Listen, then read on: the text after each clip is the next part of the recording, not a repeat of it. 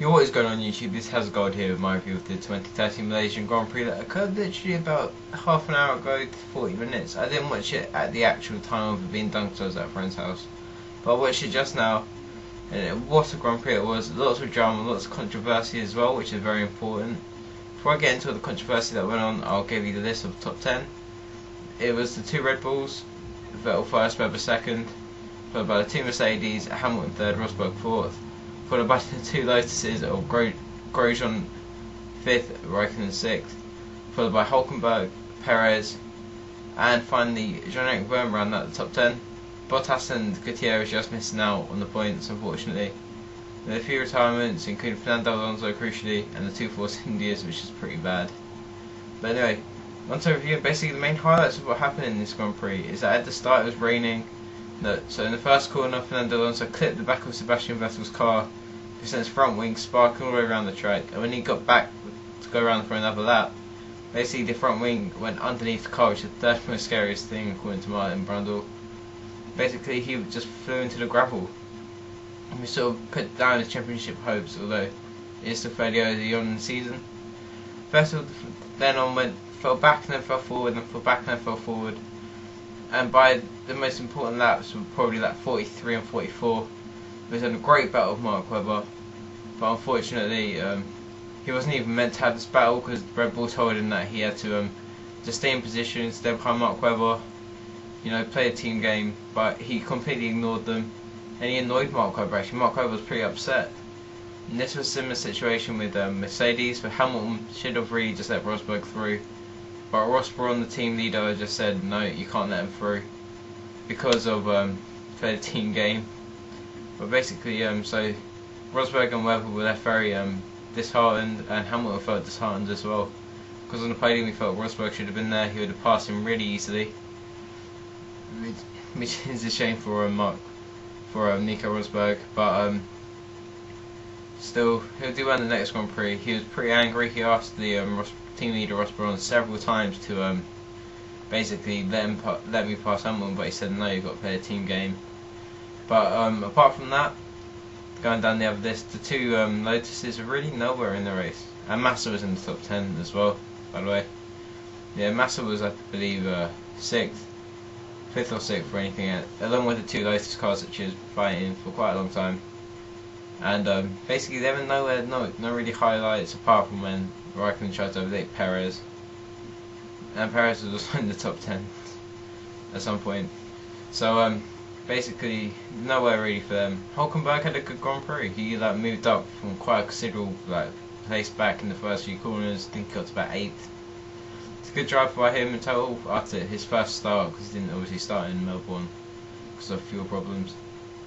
And then Perez is in there as well. He had a decent drive for McLaren, scoring his first ever points, which is pretty good for him. I mean, what can you say? First points for McLaren. Hopefully it'll be a lot more. McLaren won't be title contenders this year for the constructors. Definitely not. That's guaranteed. I can tell you that now. They haven't made further developments on the car, but still, I just can't see them getting anywhere. And that's sort of Perez and McLaren done. Button went out with a loose tyre, which wasn't put on properly. And then you go on to the Toro Rosso, with Jean-Eric Vergne getting into the points from going out in Q1, followed by Valtteri Bottas. Very good result for them. I mean, Toro Rosso, as you know, are probably my favourite team at the moment. They fought through the field with basically everyone apart from the Red Bulls and Ferraris, and the Mercedes, and the Lotus. But basically, they had a good battle throughout the thing. Ricciardo was in the top 10, and then he went out with a problem. I'm not 100% sure what, but basically he just retired for some reason. He cut 51 laps, which isn't bad. Jean-Eric Vergne got into top 10 score of Toro Rosso's first points, which takes him above Williams, which crucially the constructors earned them a little bit more money. And then you got Bottas, who also went out in Q1, who got to 11th so far. Gutierrez had a fairly quiet Grand Prix and made just a few mistakes along with Kimi Raikkonen, but I mean nothing really there. Both Force Indias had to retire with wheel nut problems in the pits. Pulled Resto in for a pit stop, and 20 seconds later entered Hamilton and Massa. They were able to pit and get out before Paul di Resta, which is pretty embarrassing for the Force India team. But they clearly had a problem. So, I mean, that was common on both cars, so it was clear the heat or something must have affected their car really bad. Apart from that, you just had Alonso went out the first corner after the front wing, which went out of his car, which was quite crucial for the championship.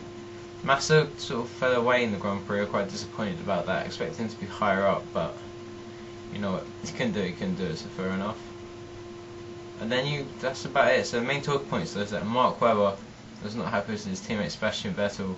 Nico Rosberg was not happy with his teammate Lewis Hamilton after first and second and third and fourth were sort of forced on by the team leaders, although Vettel ignored his orders and Rosberg did, which annoyed Rosberg, because could have easily got podium. And if you do watch the Grand Prix, you clearly see Hamilton was quite annoyed. He could have he felt Rosberg should have been up there, so he had the better car. So, but I mean, controversy at this Grand Prix, I mean, there's been a lot of incidents. Haven't watched it, strongly recommend you do go and watch it. It's a really good Grand Prix. And from Inters on the start as well, which is quite important. And on the outlap ends towards the grid, basically every car spun off at a turn 3 for some reason, including Mark Webber because of the rain at the start, and then it ended bone dry track. So pretty about that. Congratulations to Vettel for winning. Well done Mark Webber, but he should have actually won it if Vettel had to have actually played the team game. Shows Vettel's sort of selfish side, which Michael Schumacher did have. I thought Webber was actually going to hit him at some point, but clearly not. Anyway, please make sure you like, comment, subscribe. I also made we were out with my mates, so I basically made a Lego video as well, which are pretty jokes. So make sure you go check that out as well. So that's got my Formula 1 Malaysia 2013 review. Now I'm out of here.